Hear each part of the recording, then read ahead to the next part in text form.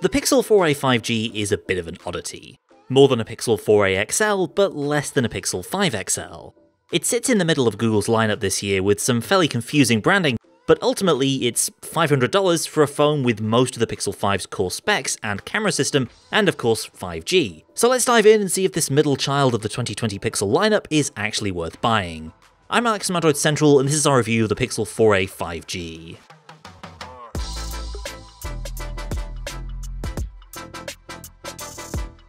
So the 4a 5G fits right into Google's relatively dull 2020 design language, with a polycarbonate body that's basically just a blown up version of the vanilla 4a. It feels nice and the look is inoffensive, but this design is crying out to be done in something other than just black plastic. The lack of colour here is a bit of a downer.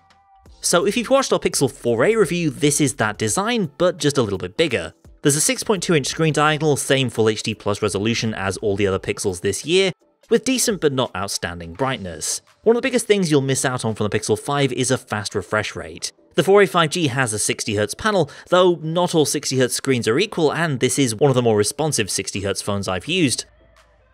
I mentioned this has the core specs of the Pixel 5. Well, most of them, anyway.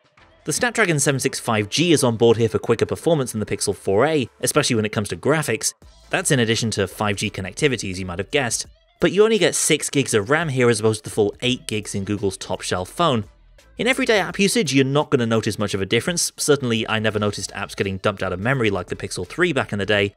Multitasking works just fine. The one area where you may notice a difference is in photography, where it is easier to use memory more quickly, so the camera app may throttle you back more quickly than the Pixel 5, but you'll only really notice this if you're taking a whole bunch of shots in quick succession.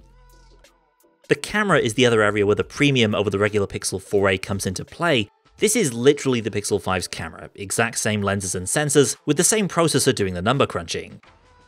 You've got a 12 megapixel standard camera plus 16 megapixel ultra-wide for some of the best photos you'll see out of any phone. We've got much more samples in our written review and in our Pixel 5 video review, but in short, this is a camera setup that punches well above its weight. With the main camera in particular, you'll get shots that compete with phones selling at $1,000 or more. Dynamic range and colour detail in darker scenes are two areas of strength for this Pixel, and pretty much all the other ones too. Pixel photos aren't as super contrasty and saturated as you'll see from Samsung or OnePlus, but they do have a distinctive look that I really like. It's not over-sharpened or too over-processed. Plus, this phone has the full loadout of Pixel camera features, like a separate slider for shadow exposure, a night sight and portrait mode, or even night sight with portrait mode. And the same goes for the Pixel 5's new video stabilization modes for slower or smoother moving shots. You'll find them alive and well on the Pixel 4a 5G. The ultra-wide camera is a bit weaker in low-light conditions, but Google's HDR Plus processing helps out a lot there, and you can pull a lot of detail out of darker scenes with night sight mode. So the Pixel camera might be a large part of what you're paying extra for, but the basics of the phone are also worth digging into. The software experience for Pixel fans will be a known quantity. It's speedy stock Android with zero bloatware and an extra big helping of Google stuff. Helpful features like live transcription of audio and background music identification show Google's focus on making your phone more useful in everyday life. And of course, the Google Assistant is at the center of this phone, and this is the newer, currently Pixel exclusive version that runs on the device and is quicker to respond to voice queries. Performance-wise, like I said, the 4a 5G gets the job done. The lack of a 90Hz screen is what you'll really miss in terms of perceived performance. Despite running the same processor as the Pixel 5, if you use them side by side, it's clear the 5 does feel more responsive. But the 4a 5G doesn't feel anywhere near as slow as, for example, LG's 60Hz phones that also run on the Snapdragon 765. Beyond the luxury of a fast screen, it's also the little everyday conveniences that you miss out on, like Qi wireless charging and an IP rating for water resistance. The Pixel 5 has both, the 4a 5G has neither. Whether that's a deal breaker to you is going to depend on your preferences. For me, I think both are close to being table stakes at this point, though one extra little convenience that you do get is a bona fide 3.5mm headphone jack, increasingly rare in a phone at any price point these days. Anyway, without wireless charging, you'll be charging the built-in 3800 mAh battery over the same 18W USB PD brick as every other Pixel.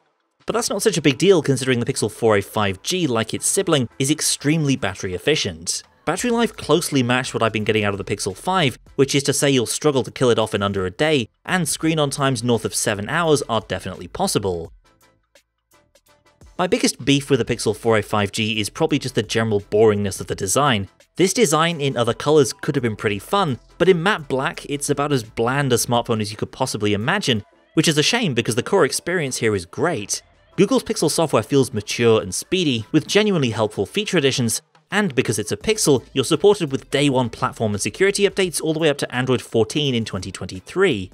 Plus there's that Pixel camera, which trounces just about anything else around the $500 mark.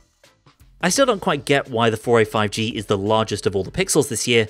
I guess maybe it was just necessary because of the 5G requirement. You need a bigger battery, there's plastic construction, plastic is less durable than the Pixel 5's metal so it needs to be bigger.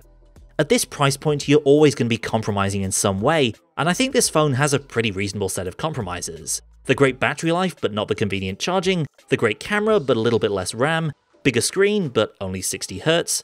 But the name kinda undersells this phone, I think, because the 5G is probably the least interesting thing about it. So maybe think of it as a Pixel 4.5 or a Pixel 5 Lite. Whatever it's called, Google's middle child is a great little phone, and worthy of your attention if the top-end Pixel is a bit too small or a bit too expensive for your tastes. That's it for now. Be sure to subscribe so you don't miss everything else we do here at Android Central. Thanks for watching, and I'll see you next time.